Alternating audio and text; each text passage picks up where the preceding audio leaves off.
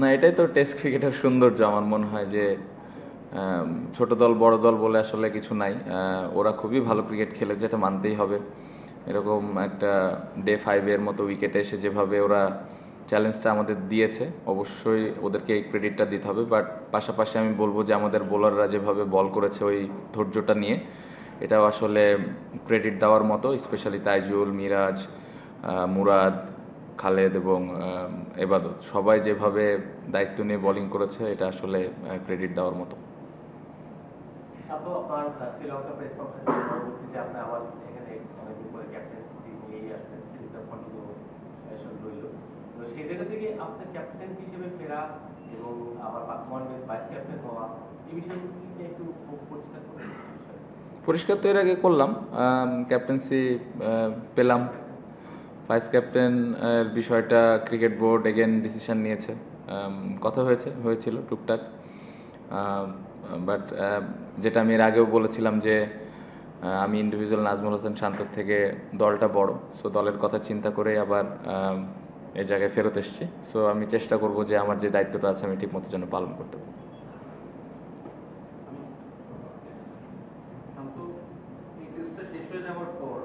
আপনি এবং আরো বেশ কয়েকজন প্লেয়ার যারা আসলে টি-20 ফরম্যাটটা খেলেন না, তাদের জন্য নেক্সট অ্যাসাইনমেন্টটা মনে হয় নেক্সট ইয়ার এপ্রিল মাসে। So being the test captain, আপনি আসলে আপনার নিজের এবং যারা টেস্ট অনলি প্লেয়ার আছেন, এদের ফোকাসটা ধরে রাখার জন্য কি প্ল্যান করছেন বা কিভাবে ফোকাসটা ধরে রাখতে চান? খুবই ডিফিকাল্ট এটা, বাট প্রফেশনাল ক্রিকেটার হিসেবে আসলে কিছু করার নাই। যেটা আমরা সবসময় করে থাকি, বা আমি অ্যাজ এ ক্যাপ্টেন হিসেবে যে জিনিসটা করতে চাই, কমিউনিকেশনটা যেন সবার সাথে সবার থাকে। ইন্ডিভিজুয়াল যে প্র্যাকটিস সেশনগুলো আমাদের হয়, ওইগুলো যেন পারপাসফুলি আমরা করতে পারি। যদি এর ভেতরে কোনো 4 ডে ম্যাচ খেলার সুযোগ পায় বিফোর পাকিস্তান সিরিজ, এটা হলে তো আরও খুবই ভালো হবে। আমি জানি না আসলে ওই সুযোগটা হবে কি না সামনে যদি বিপিএল হয় সেক্ষেত্রে। বাট আমার মনে হয় যে প্র্যাকটিস সেশনগুলো থাকবে ইন্ডিভিজুয়ালি, ওই প্র্যাকটিস সেশনগুলো যেন পারপাসফুলি আমরা করি। আমাদের কি চ্যালেঞ্জেস থাকবে এবং প্রত্যেকটা প্লেয়ার এক একটা প্লেয়ারের সাথে যেন কমিউনিকেশনটা ঠিক মতো রাখে, কার কোন জায়গায় ল্যাকিংস আছে, কার কোন জায়গায় ইমপ্রুভমেন্টের প্রয়োজন আছে, এই বিষয়গুলো নিয়ে যদি আমরা প্লেয়াররা ডিসকাস করতে থাকি, তাহলে মনে হয় যে একটু তুলনামূলকভাবে চ্যালেঞ্জটা কম থাকবে।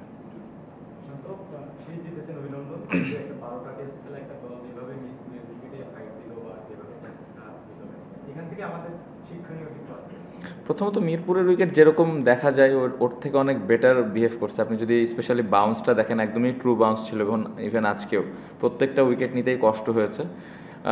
শেখার তো শেষ নেই। আমার মনে হয় যেভাবে কার্টিস ক্যাম্পার ব্যাটিং করেছে, এতগুলো বল ফেস করেছে, এই জিনিসগুলো আসলে বোঝা যায় যে আসলে কতটুকু ডেডিকেটেড, কতটুকু কমিটমেন্ট নিয়ে ব্যাটিং করেছে তারা। আমরাও করেছি, আমরা অতীতেও করেছি। এই সিরিজেও বেশ কিছু ইনিংস ছিল যেখানে আমরা ওই চ্যালেঞ্জটা ভালোভাবে অ্যাকসেপ্ট করেছি। সো এরকম সিচুয়েশান যদি আমাদেরও আসে, ওই ইন্টেনশনটা দেখানো যে আমরা আসলে দলের জন্য ওইভাবে ব্যাটিং করাটা, এই জিনিসগুলো আমি আশা করব অতীতে করেছে, এটা যেন ভবিষ্যতে আমরা করতে পারি। শান্ত, অভিনন্দন। ইউজুয়ালি দেখা যায় যে টেস্টে কম্পারেটিভলি উইকার অপোনেন্টের এগেন্স্টে একটু বেটার দলগুলো যখনই সুযোগ পায় প্রচুর বড় বড় স্কোর করে।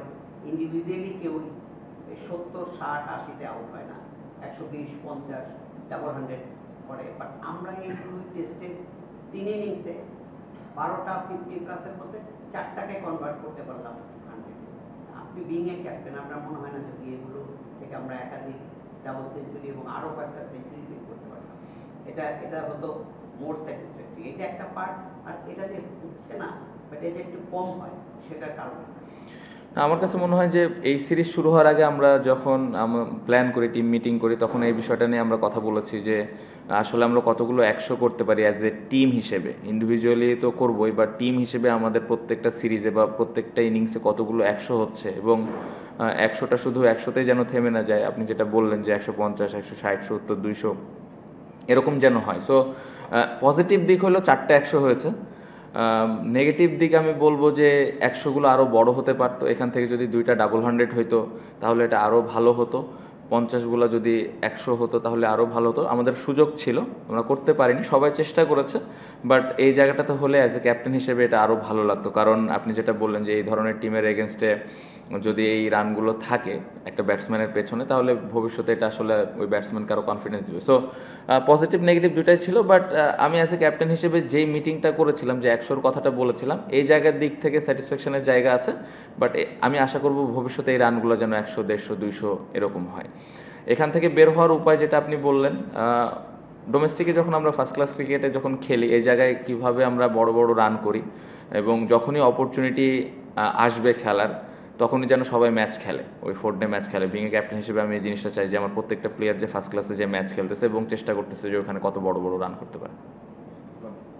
ক্যাপ্টেন, এই প্রসঙ্গটাই বলতে চাচ্ছিলাম যে অনেক সময় ন্যাশনাল প্লেয়াররা তাদের বিশ্রামও দরকার হয়। তো যখন আপনার এত লম্বা সময় টেস্ট ম্যাচ নেই, শুধু টি-20 আছে, তখন কি আপনি চাইবেন যে যাদেরই সামনে সুযোগ থাকুক, যদি জাতীয় লিগের ম্যাচগুলো আসে বা বিসিএল যদি সামনে হয়, তারা ম্যাচগুলো খেলবেন আপনি সহ। প্লাস হলো যে আপনি নিজেদের ফোকাসের কথা বললেন যারা টেস্ট প্লেয়ার, এই শুধু টেস্ট প্লেয়ার যারা আছেন তাদের দিকে বোর্ডের আপনি বোর্ডের কাছে কি চাওয়া থাকবে বা বোর্ড কিভাবে আপনাদের কেয়ার দিতে পারে বলে মনে করেন? না, অবভিয়াসলি আমি তো, আপনি যদি দেখেন মমিনুল ভাই, সাদমান বা মুশি ভাই, যখনই ওনারা সুযোগ পায় কম বেশি কিন্তু ম্যাচ খেলেন, এবং আমি আশা করব যে আশেপাশে যারা আরও ইয়াং ক্রিকেটার আছে তারাও যেন ম্যাচ খেলার সুযোগ পেলে ম্যাচটা যেন গিয়ে খেলে। হ্যাঁ, এটাও আমাদের খেয়াল রাখতে হয়, স্পেশালি পেস বোলারদের ক্ষেত্রে ওয়ার্কলোড অনেক কিছু থাকে যেগুলো ফিজিও ট্রেনাররা ম্যানেজ করে। বাট অ্যাজ এ ক্যাপ্টেন হিসেবে আমি সবসময় আশা করি যে সবাই গিয়ে যেন ম্যাচ খেলে, এবং ম্যাচ খেললে ওই হ্যাবিটটা তৈরি হয় আসলে লম্বা সময় ব্যাটিং করা বা লম্বা সময় বল করা। সো আমি আশা করবো যে সবাই ম্যাচগুলো খেলবেন। ক্রিকেট বোর্ডের কাছ থেকে আশা এতটুকুই থাকবে, প্র্যাকটিস ফ্যাসিলিটিসগুলো যেন পারপাসফুলি আমরা পাই, চ্যালেঞ্জ যেরকম থাকবে ওই অনুযায়ী যেন পাই। আশা তো থাকবে যেন এত লম্বা গ্যাপের মধ্যে কোনো একটা বাইরের কোনো একটা দলের সাথে একটা সিরিজ খেলা, 4 ডে ম্যাচ, বা একটা দেশের মধ্যে একটা টুর্নামেন্ট খেলা, যেটা আমরা বিসিএল এর আগে খেলেছি, এই ধরনের কোনো টুর্নামেন্ট খেলা, এই ধরনের যদি আমরা ম্যাচ খেলার সুযোগ পাই ফার্স্ট ক্লাস ক্রিকেটের পরেও, তাহলে সবাই খেলার মধ্যে থাকলে একটু সহজ হয়। সো এটাই আমি আশা করব। ক্যাপ্টেন, আপনি টেস্ট ক্যাপ্টেন্সিটা ছেড়েছিলেন, আবার করছেন, এটাকে কি আপনি কন্টিনিউশন হিসেবে দেখছেন, এটা আপনার সেকেন্ড ইনিংস হিসেবে দেখছেন? আপনি বলেছেন বটে যে এটা দেশের জন্য করছে, আসলে এক্স্যাক্টলি হোয়াট হ্যাপেন, যে কেন ছেড়েছিলেন বা কেন এটা নিতে আসলে টেস্ট ক্যাপ্টেন্সিটা কন্টিনিউ করতে আপনি রাজি হলেন? দেশ তখনও ছিল, এখনো আছে, এটা একটা পার্ট। আর একটা হচ্ছে গিয়ে ইমিডিয়েট পাস ক্যাপ্টেনকে আপনাকে ভাইস ক্যাপ্টেন্সি নিতে খুব একটা দেখি না। তো ওয়াইডে আসলে ওইটা আপনার কিভাবে আসলে আপনার ভাবনা দেখেন? ভাইস ক্যাপ্টেনটা কিভাবে নিলাম?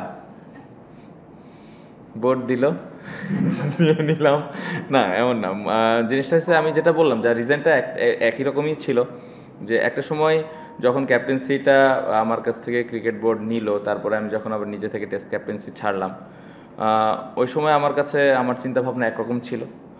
যত দিন গেছে, যখন টিমের কথা চিন্তা করা হয়েছে, দেশের জায়গাতেই আছে, স্টিল টিমও টিমের জায়গাতেই আছে, বাট আমার কাছে মনে হয়েছে যে আমি যদি কন্টিনিউ করি, আমি আমার টিমকে আরও বেটার কিছু দিতে পারবো।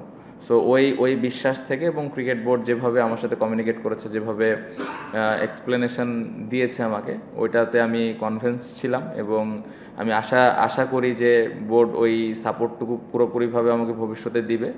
এই সিরিজে আমি খুব ভালোভাবে পেয়েছি।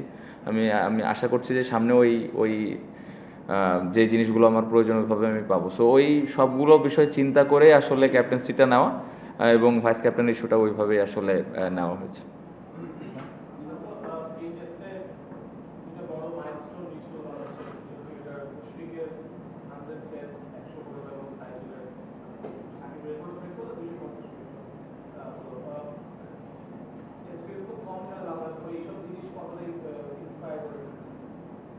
অনেক বেশি ইন্সপায়ারিং। আমার মনে হয় তাইজুল ভাই যেভাবে এত বছর ধরে খেলে আসছে, স্পেশালি তার ওয়ার্ক এথিক নিয়ে কোনো কোশ্চেন মার্ক নাই, of the field on the field সবসময় হার্ডওয়ার্ক করে যাচ্ছেন। মজার বিষয় হলো সাইলেন্টলি কাজ করে যায়, খুব বেশি অনেকে হাইলাইট করতে চায় না বা করে না, বা করার সুযোগ হয় না। আমি যেটা এর আগের একটা প্রেস কনফারেন্সে বলেছিলাম যে টেস্ট ক্রিকেটটা আগে কিভাবে আগাবে, আমরা সবাই মিলে যদি একসাথে এই ক্রিকেটটাকে নিয়ে কথা বলি, একটু প্লেয়ারদেরকে একটু হাইলাইট করি যারা ভালো করছে। এই জিনিসগুলো নিয়ে যখন কথাবার্তা হবে তখন এই টেস্ট ক্রিকেটটা উপরের দিকে যাবে। বাট প্রথমত তো আমাদের আগে পারফর্ম করতে হবে। সো ইন্ডিভিজুয়ালি যদি তাইজুল ভাইয়ের কথা বলি, মুশফিক ভাইয়ের কথা বলি, তারা তো অনেক বড় বড় অনেক কিছু অ্যাচিভ করতেছেন, ভবিষ্যতে হয়তো আরও করবেন। সো এই জিনিসগুলো নিয়ে যত বেশি কথাবার্তা হবে এইগুলো মানুষের মধ্যে ছড়াবে এবং মানুষ এগুলো নিয়ে তখন চিন্তা করা শুরু করবে এবং ভাবতে শুরু করবে যে আসলে টেস্ট ক্রিকেটের গুরুত্বটা কতটুকু। সো আমি আশা করব যে আমাদের পারফর্ম করার পাশাপাশি আপনারাও এই বিষয়গুলো নিয়ে একটু মানুষের সামনে তুলে ধরবেন যে আসলে এটার গুরুত্ব কতটুকু। শান্ত, মিরপুরের উইকেটের তো একটা বদনাম আছেই, যে বদনামটা বিভিন্ন গ্লোবাল টুর্নামেন্টে বাতিল করলে বিশেষ করে আপনারাও করেন এবং এক্সপেক্ট করেন যে ভালো উইকেটে খেলার ব্যবস্থা।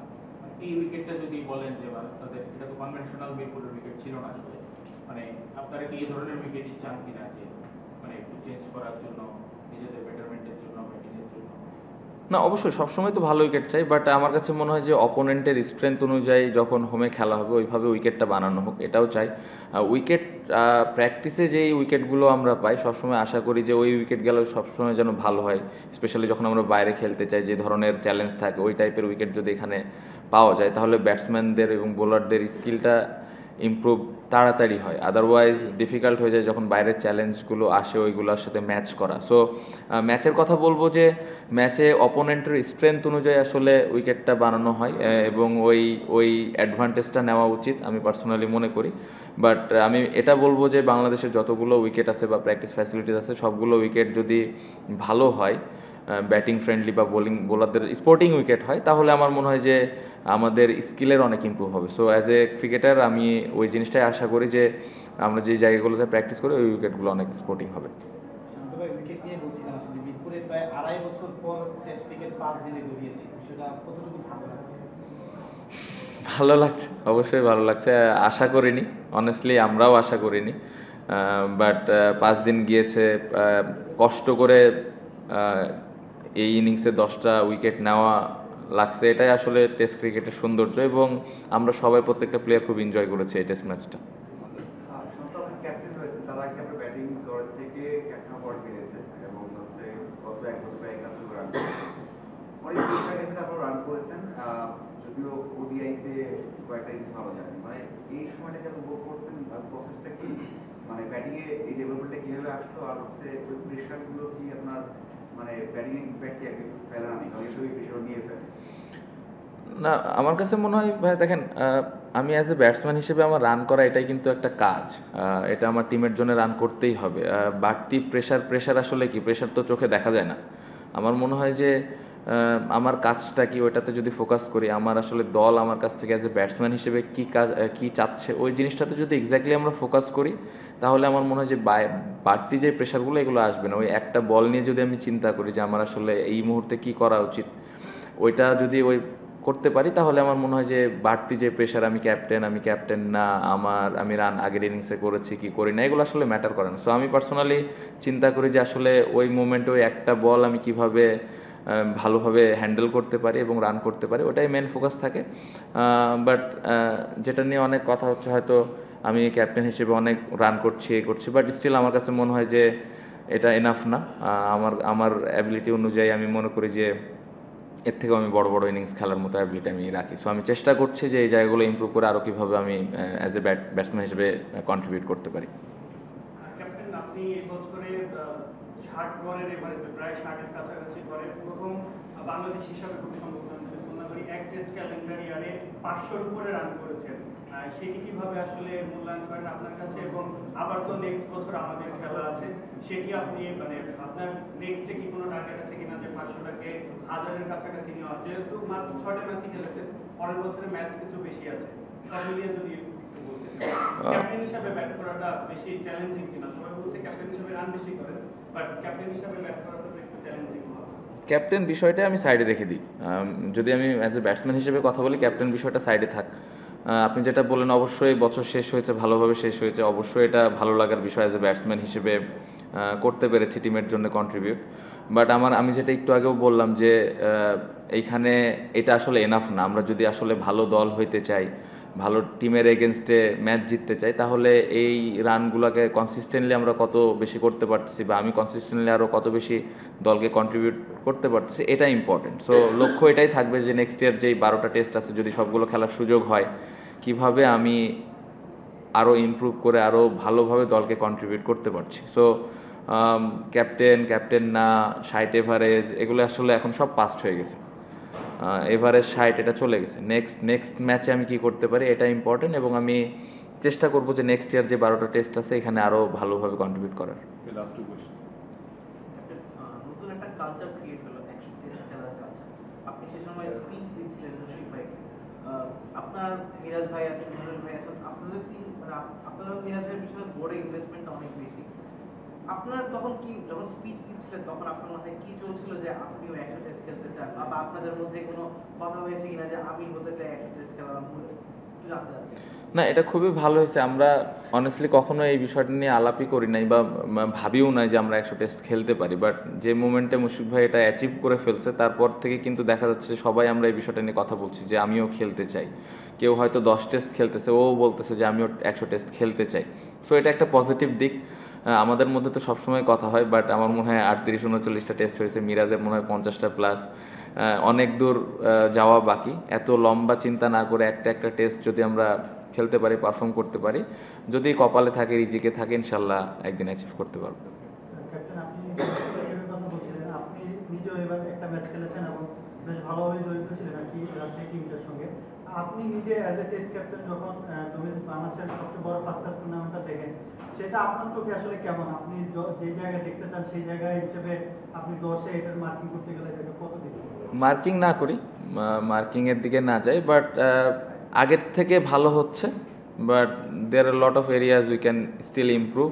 স্পেশালি যদি আপনি উইকেটের কথা বলেন বা প্লেয়ারদের পারফরমেন্সের কথা বলেন, ইন্ডিভিজুয়াল বড় রানের কথা বলেন, এই জায়গাগুলো যদি আমরা রেগুলার বেসিস ইমপ্রুভ করতে পারি তাহলে দেখতে ভালো লাগবে। এবং অ্যাজ এ ক্যাপ্টেন হিসেবে আমার জন্য তখন চ্যালেঞ্জটা আরও বেশি থাকবে যে ফার্স্ট ক্লাস প্লেয়াররা আসলে ন্যাশনাল টিমে ঢোকার জন্য পুশ করছে। সো ওই চ্যালেঞ্জটা স্টিল কম আছে আমার কাছে মনে হয়, বাট সবার ইন্টেনশন ভালো। আমি দেখি যে যারা 4 ডে খেলছেন বা স্পেশালি বেশ কিছু সিনিয়র ক্রিকেটার খেলছেন, নাইম ভাই এখনও খেলছেন, মার্শাল আইব ভাই এখনও খেলছেন, ওনারা সানজামুল ভাই এখনও খেলছেন, এবং আপনি যদি দেখেন লাস্ট ইনিংসেও মার্শাল ভাই 100 করেছে, নাইম ভাই কিছুদিন আগে সম্ভবত 11,000 রান হয়েছে। সো ডেডিকেশন লেভেল কিন্তু অনেক ওপরে। সো যারা ইয়াং ক্রিকেটার ওখানে আছে তাদেরকে দেখেও অনেক কিছু শেখার আছে। সো আমি আশা করব যে তারা ওই সিনিয়র প্লেয়ারদের কাছ থেকে ওই জিনিসগুলো শিখবেন, এবং সিনিয়র প্লেয়ারদেরকে আমি রিকোয়েস্ট করব যে ওই জুনিয়র প্লেয়ারদেরকে বা যারা ইয়াং ক্রিকেটার আসতেছে তাদেরকে ওই হেল্পটুকু করা, তাহলে আমাদের ফার্স্ট ক্লাস ক্রিকেটটাও ইমপ্রুভ হবে, এবং ওইখান থেকে যে ক্রিকেটারগুলো ইন্টারন্যাশনাল টেস্ট ম্যাচ খেলতে আসবে তাদের ওই চ্যালেঞ্জটা ফেস করতে তুলনামূলকভাবে একটু সহজ হবে। প্রথম টেস্টটা কিভাবে আপনারা উপভোগ করছেন, ড্রেসিং থেকে শুরু করে মাঠে শুটিং কিংবা অন্যান্যটা কেমন ছিল? আরেকটা হচ্ছে যে মিরাজের একটু অফ ফর্ম যাচ্ছে, এটা একটু চিন্তার কারণ কি নাই, আবার টাইটেল ভালো করছে সেটা মুশি ভাইয়ের সেলিব্রেশন তো ভেতরে বাইরে একই রকম, সবার সামনে এখন ওপেন। আমরা এনজয় করেছি, পুরা ম্যাচটা খুবই এনজয় করেছে। মুশি ভাই অনেক এনজয় করেছে, ভালো সময় গেছে, অনেকে মজা করছিল ভাই। আমি শুনছিলাম ড্রেসিং রুমে একটা পেস বোলার বলছিল যে আমিও 100 টেস্ট খেলতে চাই। তো নর্মালি একটা পেস বোলারের পক্ষে 100 টেস্ট খেলা আমাদের মতো দেশে এটা আসলে মুখ দিয়ে বলাটা অনেক সাহসের ব্যাপার। তো বলতেছিল, তো এরকমও শুনলাম যে 100 টেস্ট খেলার পরে চিন্তা করে 100 উইকেট যেন আমরা নিতে পারি সেই চিন্তা করি অ্যাজ এ পেস বোলার হিসেবে। সো এরকম খুনসুটি তো হয়েছে, বাট ভালো সময় গিয়েছে। আরেকটা কি ছিল? মিরাজের অফ ফর্ম একটু চিন্তায়। না, মিরাজ তো অফ ফর্মে নাই ভাই, মানে এই কোশ্চেনের কোনো যুক্তিকতা আমি তো দেখলাম না। মিরাজ ফর্মে আছে, আমার বেস্ট প্লেয়ার টিমের, সত্যি কথা।